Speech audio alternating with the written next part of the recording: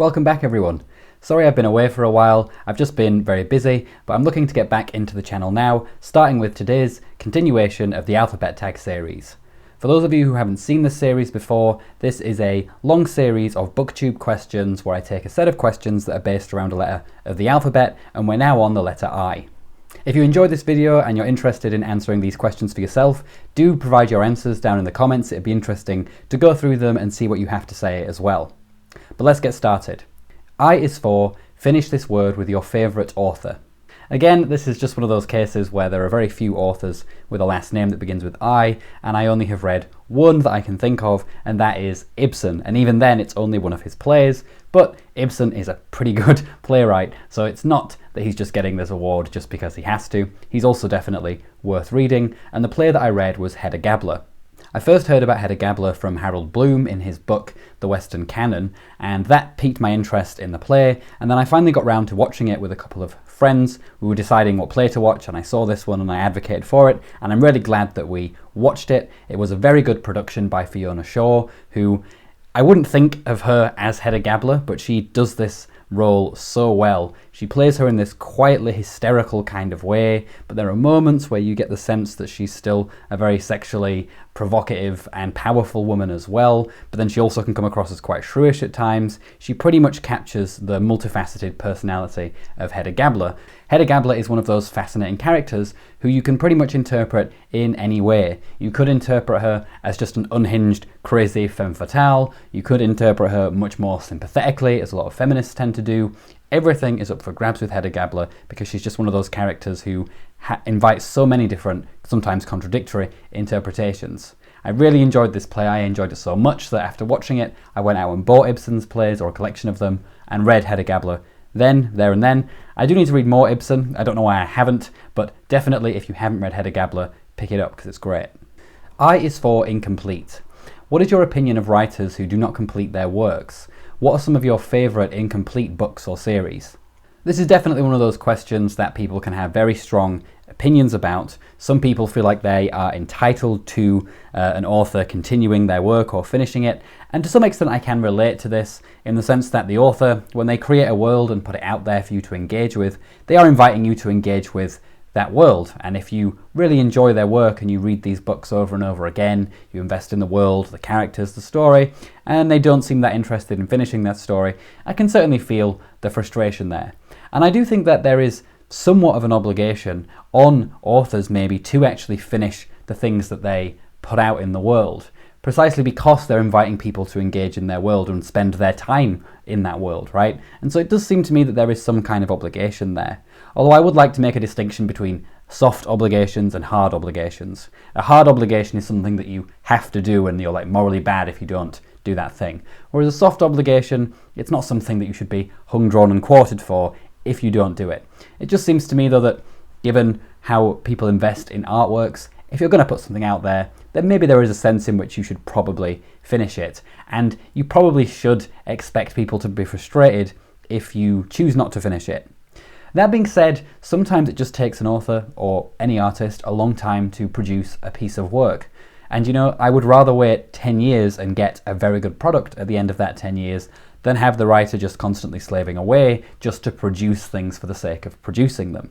And so there is definitely a balance to be struck here. I can see the frustration why people get stressed out, especially in fantasy writing where people don't finish series. I do think the author has somewhat of an obligation, a very weak kind of obligation, to maybe finish the things that they put out there for people to consume. But also I don't think that we should take it too seriously, and we certainly shouldn't be screaming at people for not finishing their book series. And we should always remember that sometimes things just take a long time, especially good things. In terms of uncompleted series, I really enjoy the Gentleman Bastards series. I think it's probably one of my favourite, if not my favourite, contemporary ongoing fantasy series. Even more than Game of Thrones, I think. There's just something about the characters and the relationships, and although the series is very dark, it's got such a good humour to it that it doesn't feel overly dark, which I really appreciate in this world where most books these days just seem to really focus on the grim side of life rather than the lighter sides. Something a little bit older that's unfinished, the Gormenghast trilogy. I think it's such a shame that Mervyn Peake got ill and couldn't finish his great books because they are fantastic. The only saving grace here, though, is that I do think that the first 2 books of Gormenghast do tell a complete story. They tell a whole tale of someone growing up with these traditions and going against those traditions. And the ending is ambiguous, sure, and it certainly leaves scope for the 3rd book and possibly more books that Peake might have written, but it also ends that kind of narrative arc, and so it does feel very satisfying just to read the first 2 books on their own. So I do appreciate that. I appreciate that a lot when a writer who writes series tries to always tell a complete kind of story within a novel, so that if they do never get round to writing the sequel, it doesn't really matter because you can still get a complete unit with what you have. Clive Barker is someone as well who's very good at this. He has loads of books, series that are unfinished, but most of the books within those series feel like finished novels anyway, so even if he never gets around to finishing all of them, you still feel like you're getting a complete narrative experience, which I think is really important within a book. One book that I haven't read, but that I am sad that it's not finished, is The Mystery of Edwin Drood by Dickens. There's just something about the name of that book that appeals to me. It sounds dark and sinister. I think it's a kind of murder mystery book, and that Dickens really wanted to try something new there, and so it's such a shame that at the time when he was maybe trying out something new, that was when he passed. And I'm looking forward to reading Edwin Drood and seeing how it goes. Hopefully it will be very good with the material that we've got. But yeah, a literary tragedy really that he never finished that book. I is for I. What is your favourite novel told in first-person perspective? I think for this I wanted to choose something that isn't just a book that's told in the first person that I think is great, but a book that uses the first-person narrative really, really well. And the one that comes to mind for me at the moment is Virginia Woolf's The Waves. Now this book isn't entirely told in first person. There are these breaks at the end of each part of the book that are in third person that are meant to give a kind of objective view of time passing. But most of the book is told in first person, and we get 6 first person monologues following 6 of the 6 main characters through their lives. And I just adore this book, and I've talked about it a lot on the channel. And why I think it's such an effective novel is that it's quite hard to actually give a compelling narrator, just one compelling narrator with the first person. Sometimes you can sort of get lost and they can come across as just kind of flat when compared to the other characters. And the fact that Virginia Woolf manages to do this with 6 characters who all come across as totally unique with their own personality, their own dispositions, their own voice, style, everything is just a masterwork to me. And I do think it is, as I've said before, her best novel. Another one that comes to mind would be Nabokov's Lolita. This is a great book that makes use of the unreliable narrator trope, and it's probably the best book ever to do this. Maybe it can't even be beaten. Humbert Humbert is obviously into some very immoral things, and somehow Nabokov manages to make you sympathise with him in some ways, but he also leaves clues within the story to suggest that Humbert Humbert is perhaps more insidious and much more of a liar than he presents himself. And so there's just so much complexity within the narrative there that you've definitely got to give it credit, and even if I don't like it as much as The Waves, it's certainly up there.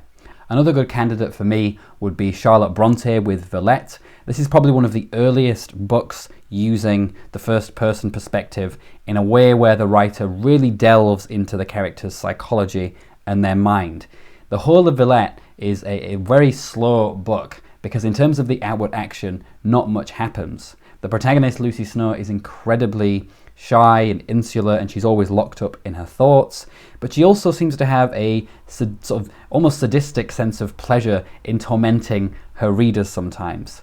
She deliberately misleads the reader at times and then admits it. She deliberately leaves the end of her story ambiguous, and it's just a great play with that first person narrator, and as I said, it's one of the earlier representations of it. There's even at the very end of the book, and this is one of the reasons why it's worth getting through it sometimes, because it is a bit of a slog in places because of that slowness, you have this drug scene where Lucy Snow hallucinates, and again, completely out of left field, but just done so well and foreshadowing so many great first-person narrations to come in the future. I is for Italy. What is your favourite Italian work of literature? This is going to be a cliche, but unfortunately sometimes a cliche is true, and for me it's going to be The Divine Comedy by Dante. This is one of those books that just completely blew me away on my first listening to it. I was listening to it in the car, and it just gripped me from start to finish. I did find the Paradiso a little bit harder to read because it's a bit more abstract when compared to the much more visceral imagery that we get in the Inferno, and also the Purgatorio, which is somewhere in between but still has a lot of visceral stuff going on. But the whole thing really is just a complete masterwork, and I don't think it really can be surpassed by much. Yes, it is steeped in Christian mythology, but so what? It doesn't really matter. Just the complexity of this world that Dante has built, the story that he tells is so compelling and engaging that even if you're not a Christian, I think that there's so much depth and richness to the story that he's telling here. I is for Ireland. What is your favourite Irish novel? I haven't really read many Irish novels, or at least if I've read novels written by Irish people, they're not necessarily about Ireland, so it's a tricky question. But I think, again, bit of a cliche, but I'm going to have to go with Ulysses here. And I think the reason why is not just because it probably is Ireland's greatest, the greatest novel to come out of Ireland, but also it is embedded to some large extent within Ireland as well. And what I like about it is that, yes, it does have Ireland there as a part of the book, but it's not parochial in the way that I think sometimes novels about a specific country or a specific place can be. And this is imbued, actually, I think, in Joyce's philosophy when it comes to art. He doesn't want to just, tell a parochial story about Ireland and nothing else, and just kind of go back to the old dialects and the old traditions and just mine them and do nothing new with them. What Joyce is doing is he's moving Ireland forward and presenting them as one of the biggest players in world literature with Ulysses. And what he does is he absorbs things from Ireland, but also more broadly from the Western tradition and beyond, and assimilates all that, and then creates something entirely new and original and amazing. And that, to me, is a great example of a novel coming from a particular place. One that is very much aware of its history and its history in relation to others, but is able to synthesize all that and then push it forward into something radically different. And there aren't many novels that do this as successfully and with as much imagination as Joyce does in Ulysses. I is for India. What is your favourite Indian novel? For me, that's definitely going to be Arundhati Roy and the God of Small Things. I read this book in school. That was the first time that I read it, and it took a bit of going because it's told in a very strange way.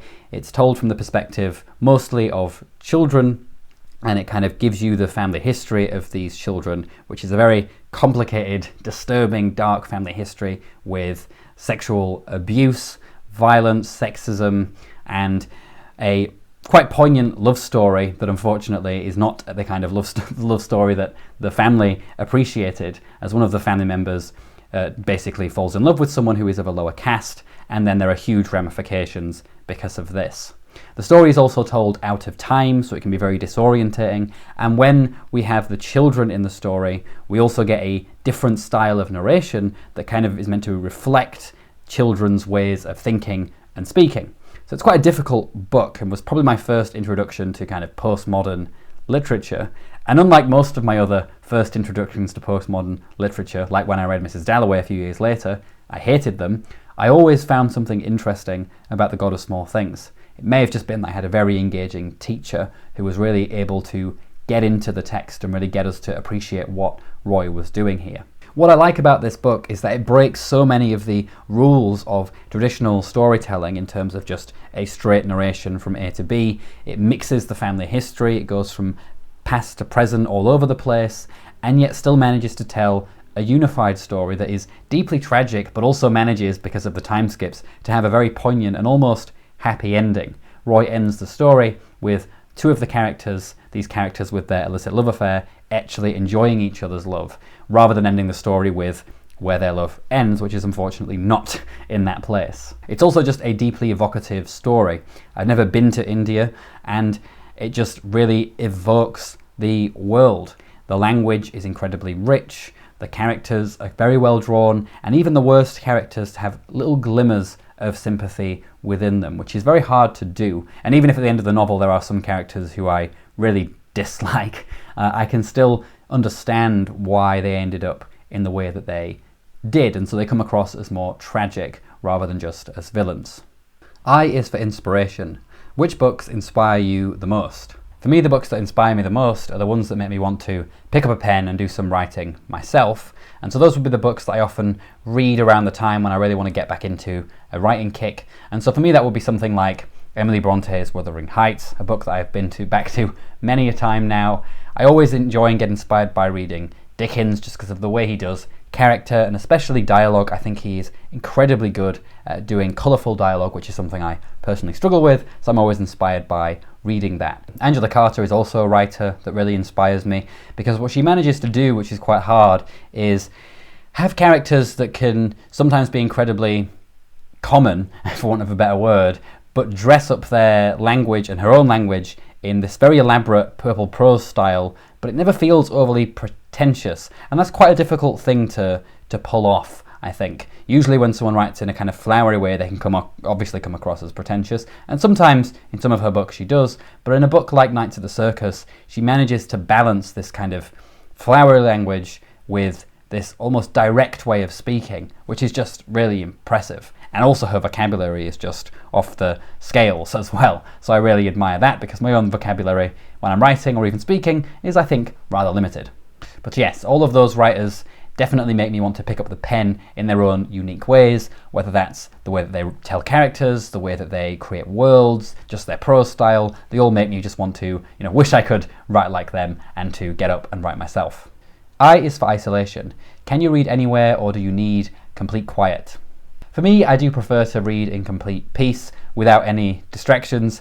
I can't really read very well if I can hear a human voice that's completely discernible, but I can read in public if I'm at a busy cafe or something. That's perfectly fine, so long as there's not some abrasive conversation going on at the table next to me. Probably more likely to nosy in on that instead. But yeah, generally I need quiet to read, and I also prefer it. I like to create an atmosphere when I read as well, because it encourages me to read for longer. If I'm reading somewhere that's somewhat comfortable with dimish, but not too dim, lighting, it just really gives me the impression that I'm going to settle in and be doing this for a while. So typically that's what I like to do to read. Although it can be quite nice sometimes to just go to a cafe on a sunny day, sit outside with a book for an hour or two and just read, and that is also really enjoyable. I is for imagination. What writers impress you most with their imaginations? So I think imagination could be used in a few ways here. We could think about it in terms of the ability to create, fantastical worlds. And in that case, someone like Mervyn Peake with Gormenghast or Robert Jordan with The Wheel of Time come to mind immediately, especially Robert Jordan just because of not only the scope of his world that, spans 14 novels, but the amount of characters in that world. Yes, sometimes there's a bit of repetitiveness with some of the characters and they're interchangeable, but there's still a lot. There's so many places and cultures and all of this stuff and history. It's so impressive that he was able to tell a cohesive story in the end with all of that material. So that's a really impressive kind of imagination, that sort of fantasy side of things. Another side would be just the ability of a writer to imagine the world from other points of view. Even points of view that are completely alien to them because they've never experienced or interacted with them, and the ability to imagine them in that way and to do so without judging them in a very strong sense. And I think for that, a really good example would be Emily Bronte.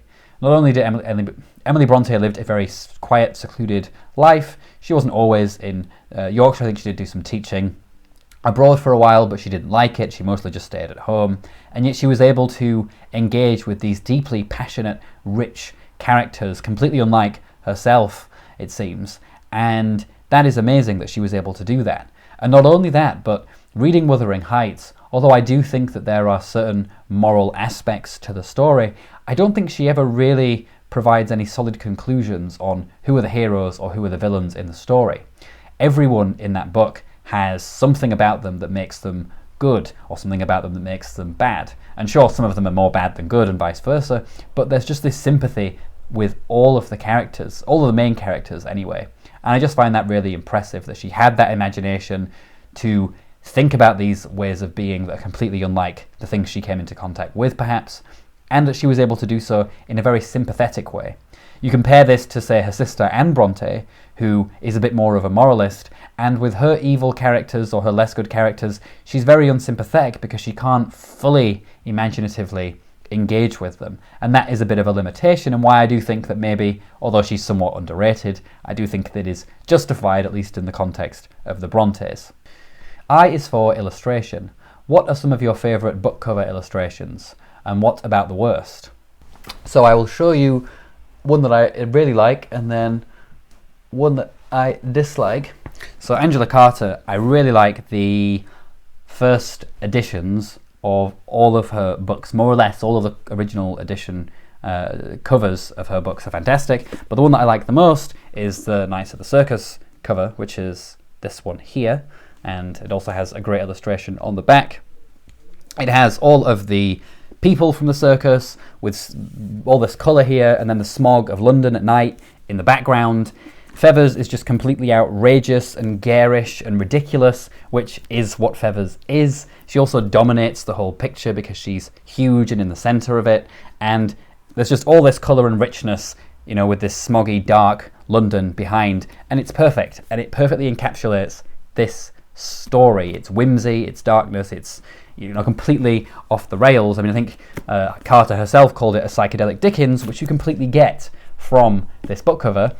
But what I hate about Carter's books is that all of the reissues of them have the most drab, boring covers. And here is an example of the Wise Children new edition, where you just have this kind of cheaply drawn, you know, showgirl twin thing. And, you know, in many ways, Wise Children is like Knights of the Circus in that it has that over-the-top theatrical stuff with the smoggy London behind it, and that just doesn't really sum up the book at all. It's kind of cheap and a bit garish, but not in a fun way. Like, this is garish, but in a way where you want to be there. This is garish where it just looks a bit cheap and a bit naff, which, you know, is not a good sell for this book, which is a fantastic book as well. So it really bugs me that I kind of just wish that they would reissue all of Carter's books like this, and I'm lucky that I found this in a bookshop.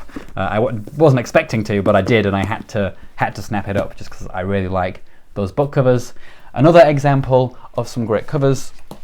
I think I've spoken a lot about Mervyn Peake today, but this is a collection of all of the Gormenghast books, and within it has his original